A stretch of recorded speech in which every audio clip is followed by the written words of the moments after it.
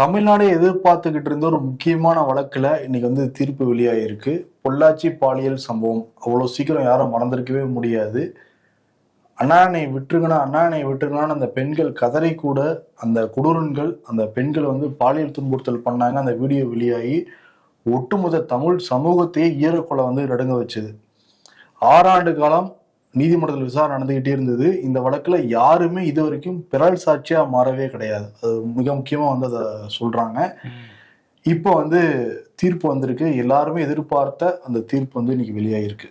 ஆமா, அந்த 9 கொடூரன்களுக்கும் சாகும் வரை ஆயுள் தண்டனை அப்படிங்கிற தீர்ப்பை கொடுத்துருக்காங்க.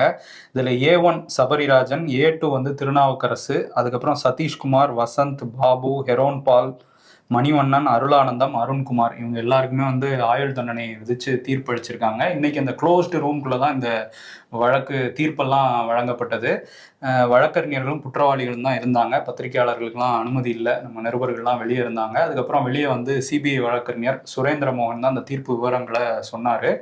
அதுல எல்லாருக்கும் சாகும் வரை ஆயுள் தண்டனை கொடுத்துருக்காங்க. அது மட்டும் இல்லாம ஒட்டுமொத்தமா பாதிக்கப்பட்ட பெண்களுக்கு 85 லட்சம் ரூபாய் வந்து இழப்பீடு கொடுக்க சொல்லியிருக்காங்க அப்படிங்கிறதும், அதே மாதிரி குற்றவாளிகள்கிட்ட வசூலிக்கிற அபராதத்தையும் அந்த பாதிக்கப்பட்ட பெண்களுக்கு கொடுக்கணும் அப்படின்னு சொல்லியிருக்கதா அவர் சொல்றாரு. இன்னொரு விஷயம் என்னன்னா, எதிர்த்தரப்புல இருந்து என்ன சொன்னாங்கன்னா, நாங்க மேல்முறையீடு பண்ணுவோம் அப்படின்னு சொன்னாங்க. அதுக்கு சுரேந்திர மோகன் என்ன சொல்றாருன்னா, நீங்க மேல்முறையீடு பண்ணா கூட சாட்சிகள் வந்து வலுவா இருக்கு, அதனால அவங்களுக்கு எந்த ஒரு இதுவுமே ரிலீஃப்மே கிடைக்காது, இந்த தீர்ப்பு உறுதி செய்யப்படும் அப்படிங்கிறத சொல்றாரு. ஸோ அதுதான் எல்லாரும் எதிர்பார்த்துக்கிட்டு இருக்கிற விஷயமும் கூட.